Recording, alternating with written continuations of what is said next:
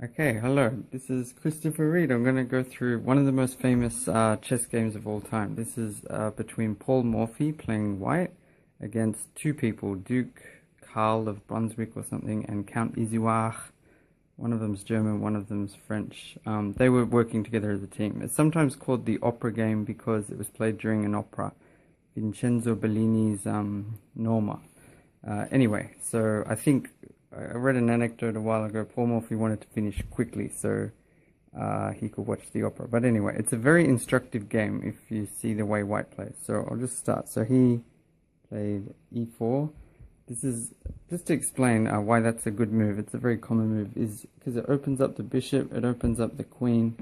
It gives the king a bit of space in case it gets checked. That's sort of a good thing. And the pawn dominates the center. It controls these two squares, and it doesn't win the game, but it's considered a very good move.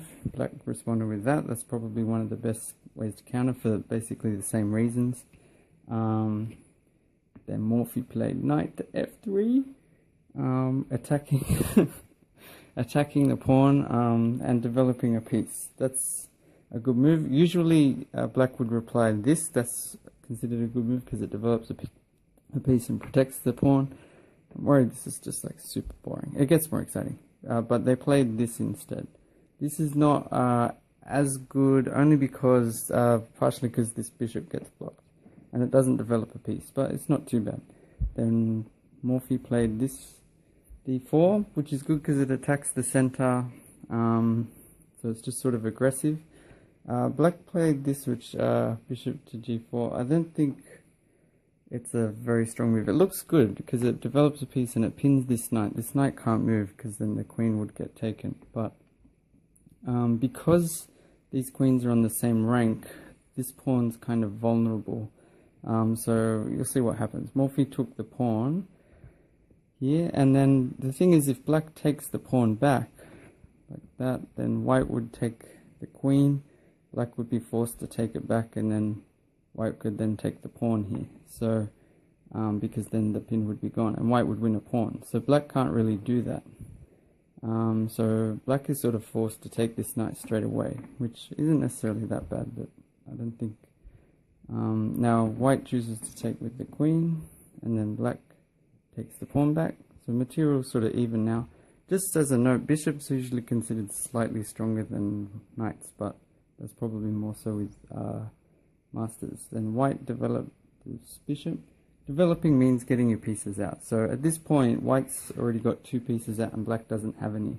So I guess one weakness of losing this bishop is it has already moved and then it had to move again to take the knight, whereas white sort of keeps bringing pieces out. This move obviously threatens checkmate. The queen can take on f7. Black does it seems like a good move, but it actually, things become cramped now.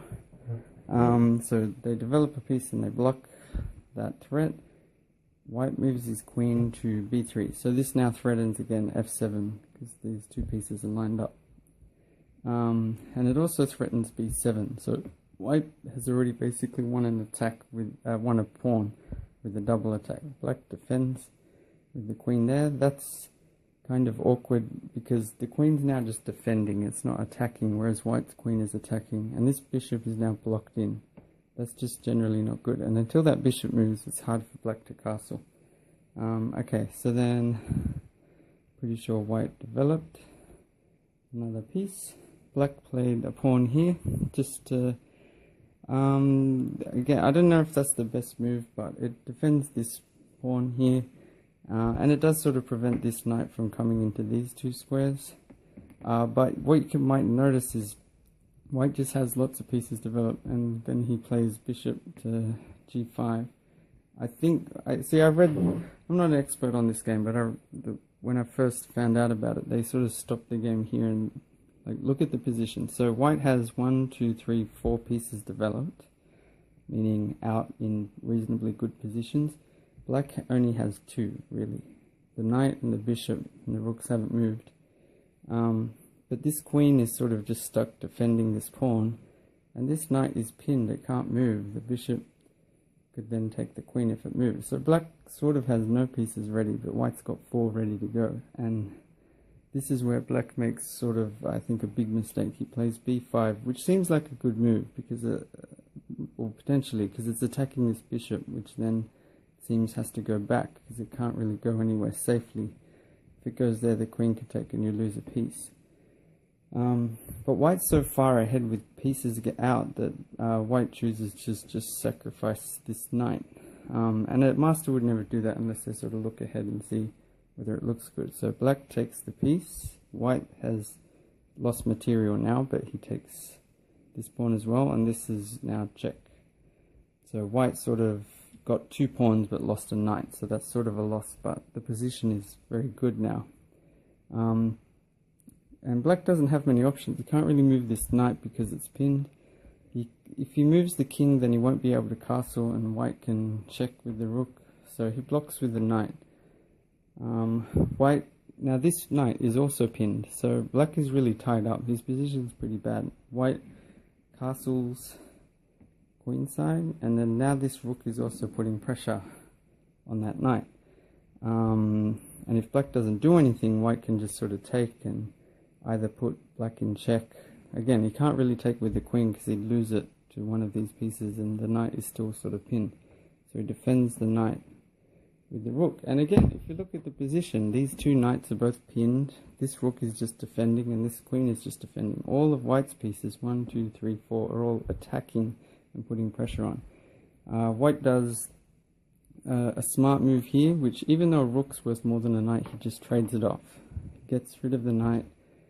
Black doesn't have much choice. Taking with the queen will lose the queen. Taking with the knight loses the queen. He doesn't want to lose a rook for nothing, so he takes back. The reason white did that is now this rook is still pinned, it can't move, and he can bring his last piece into the game. Notice this bishop and rook still haven't done anything. So now there's still a lot of pressure here, but finally black sort of has a chance to try to make some kind of move. He moves his queen up, which offers, I guess, to trade queens, to try to get rid of it. Opens the bishop up, and if black gets a chance, he can move his bishop and castle. But what did black do here? I can't even remember. I'm pretty sure he just, said check with his bishop. And then black is in a tricky position. He's in check and his queen is threatened, but at least now his knight is free to move, so he takes it back. Now the game is already basically finished. White can now win by force quite easily, but it's a very cool move. It's good to see if you can figure it out, but because it actually looks tricky. Black has an extra piece, and it's looking tricky what white can do, but white played queen to b8, so that's check, which may look like a dumb move because the knight can take it, but in fact black can't do anything else. Black has to take it. But then there's this very cool move, and that's checkmate. Rook to d8, checkmate, because the black king is in check. They can't take the rook because it's protected by the bishop. And it's just, yeah, I don't know, it's a very cool game, very famous game, and it didn't happen by magic. White kept getting pieces out. They put their bishop in this very good position, and that ended up being a very useful position in the end. Black wasted time, made sort of a mistake with the bishop and traded it off, and then kept making pawn moves over here. So it just shows you it's very important to get pieces out, and once you get pieces out and forwards, you can afford to trade a knight for a pawn to keep moving forward and keep putting pressure and then win the game. So anyway, I hope you enjoy it or learn something. It's a very instructive game. So develop pieces, keep moving forward if you want to attack. Okay, bye.